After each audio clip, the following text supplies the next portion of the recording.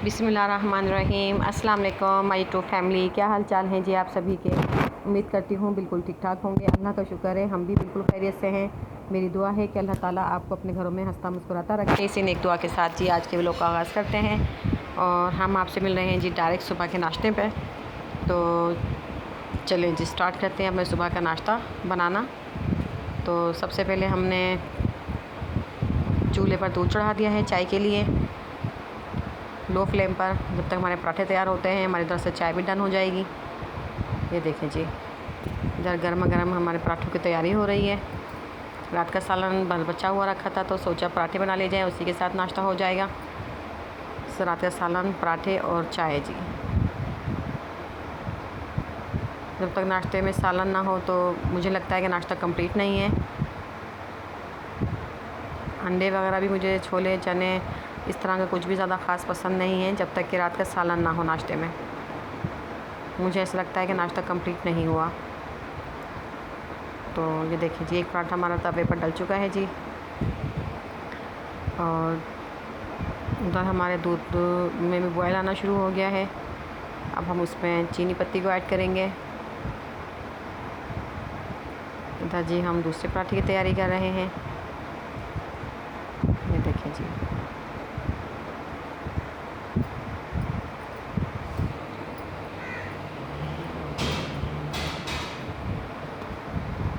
इधर हमारे पराठे तैयार हो रहे हैं गर्मा गर्म।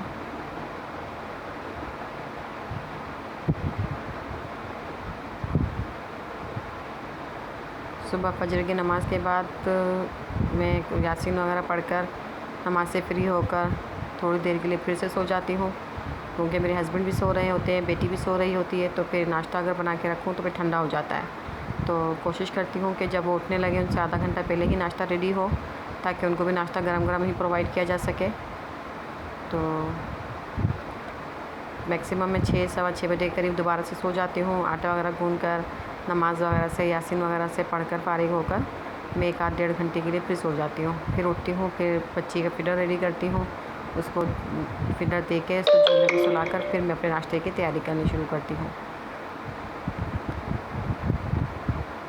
क्योंकि बेटी मेरी भी बहुत छोटी सी है तो वो मुझे तंग बहुत करती है, काम काज नहीं करने देती। वो सारा टाइम चाहती है कि मैं आसपास ही रहूँ उसके।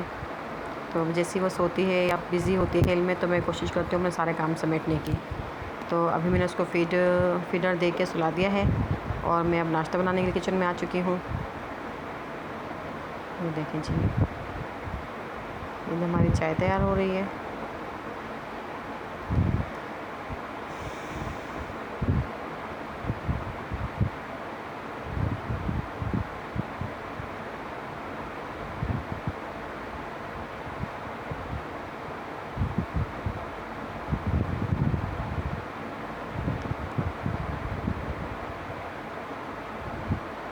रात की अगर कंप्लीट नींद हो जाए तो फिर सुबह बहुत एक्टिव इंसान फ्रेश होकर उठता है, बेदार होता है।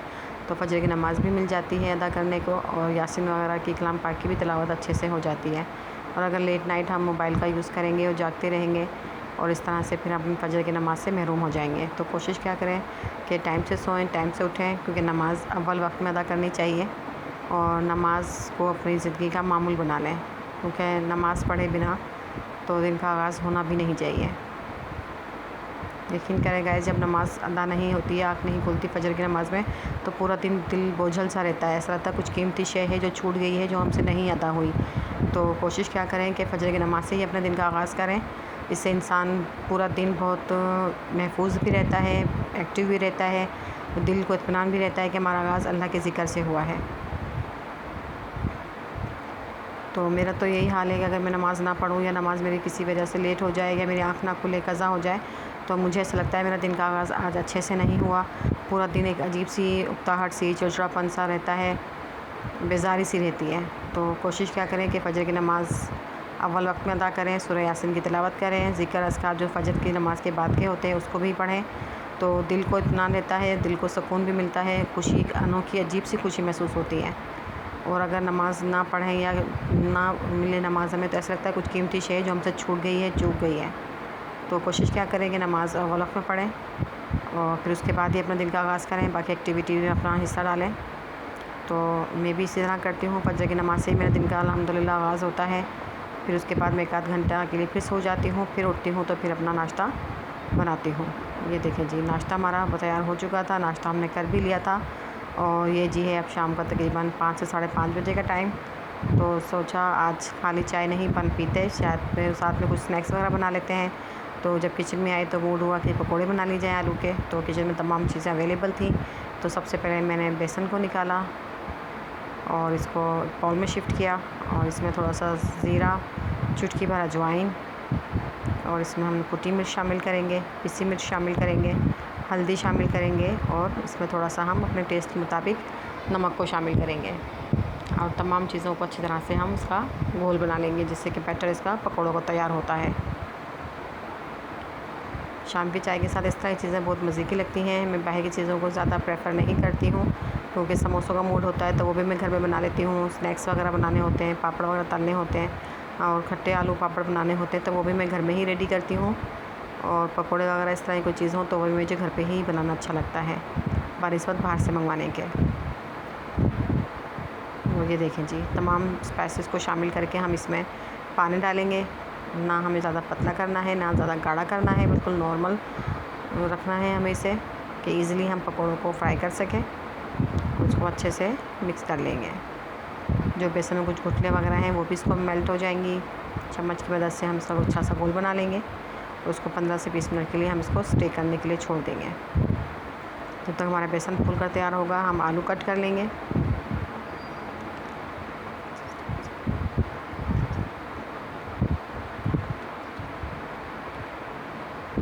देखिए जी, हमें इतनी ही कंसिस्टेंसी रखनी है बेसन की जितनी कि हम आपको दिखा और बता रहे हैं। बिल्कुल नॉर्मल है बना है ये घोल। और अब हम एक बड़े साइज़ का आलू कट कर रहे हैं छील कर, और इसको कटर की मदद से हम इसकी स्लाइसेस कट कर लेंगे। आलू बड़े आलू के पकोड़े ही मज़े के लगते हैं, तो मैं कोशिश करती हूँ कि बड़े आलू का ही इस्तेमाल करूँ पकोड़ों में। ये देखें जी,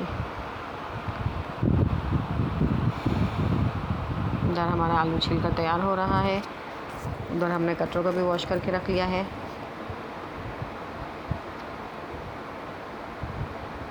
ये देखें जी,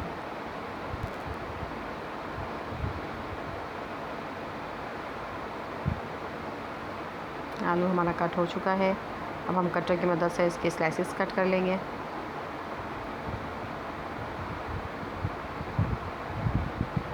देखें,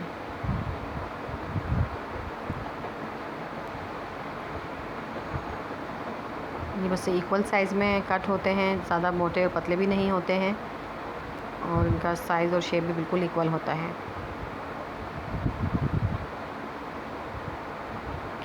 ये देखें जी, आलू हमारे कट हो चुके थे, और हमने इसको धोकर अच्छे से पानी में वॉश करने के बाद भिगो दिए थे ताकि ये काले ना हो।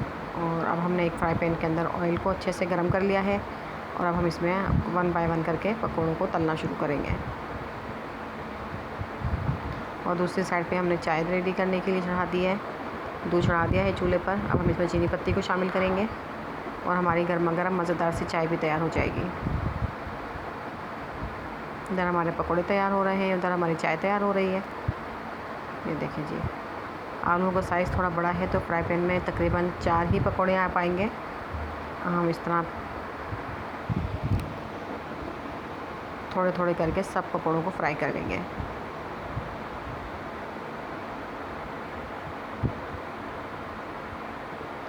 हम चाय में चीनी पत्ती डालने लगे हैं।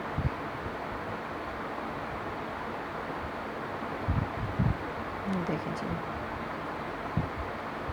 मुझे सिर्फ 1 कप ही चाय बनानी थी, तो मैंने इसको छोटे से बाउल में चाय बनानी शुरू की है, क्योंकि बड़ा बर्तन की मुझे नीड नहीं थी। 1 कप चाय मेरी इजीली इसी पे बन जाती है, और मैं इसी में ही तकरीबन चाय बनाती हूँ शाम की अपनी।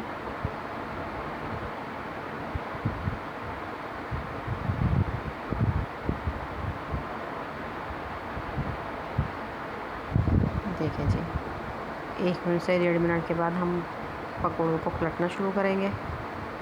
एक साइड से फ्राई हो चुके हैं।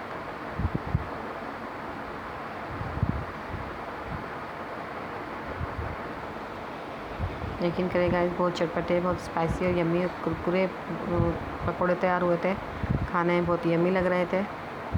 आप चाहें तो इसको रोटी के साथ भी खा सकते हैं, चाहे तो आप इसको रूखे भी चाय के साथ, रायते के साथ खा सकते हैं। शाम के चाय के साथ अक्सर इस तरह की चीज़ें अच्छी लगती हैं खाने में।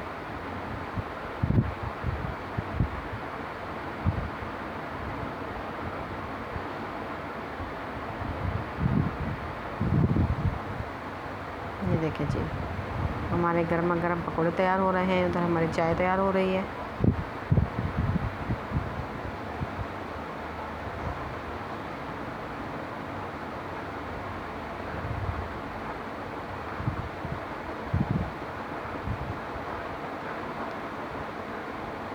उम्मीद है गाइस आपको हमारे व्लॉग्स, आपको हमारी जो रेसिपीज़ हैं वो ज़रूर पसंद आती होंगी। अगर आपको हमारे चैनल से कुछ भी सीखने का मौका मिलता है तो प्लीज़ मेरे चैनल को ज़्यादा से ज़्यादा लाइक करें, शेयर करें, सब्सक्राइब करें और अपने फैमिली मेम्बर्स में इनको मेरी वीडियोस को शेयर करें, ताकि मुझे आपकी हेल्प की नीड है, ज़रूरत है। प्लीज़ मेरी हेल्प कीजिए। और अगर कुछ भी आप मेरे चैनल पर नया देखना चाहते हैं तो मुझे इस चीज़ में भी गाइड कीजिए, आप क्या देखना चाहते हैं, ताकि हम आपके हिसाब से, आपके रिक्वायरमेंट के मुताबिक व्लॉग्स को और रेसिपी को शूट कर सकें। ये देखें जी, पकौड़े हमारा एक पूर तैयार हो चुका है। अब हम दूसरे पूर की तैयारी करते हैं।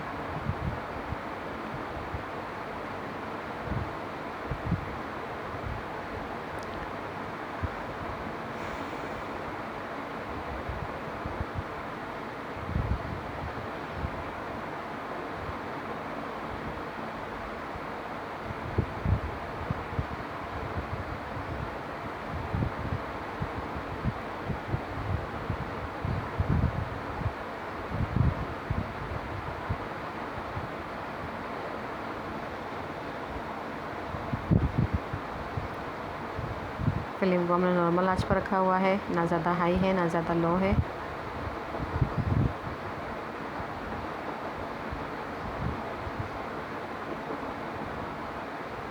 तो चाय भी हमारी ऑलमोस्ट डन हो चुकी है।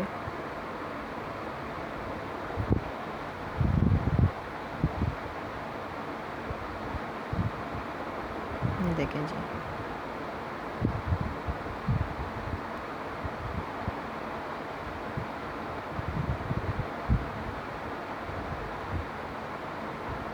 और ये है जी हमारे फाइनल लुक चाय की और पकौड़ों की।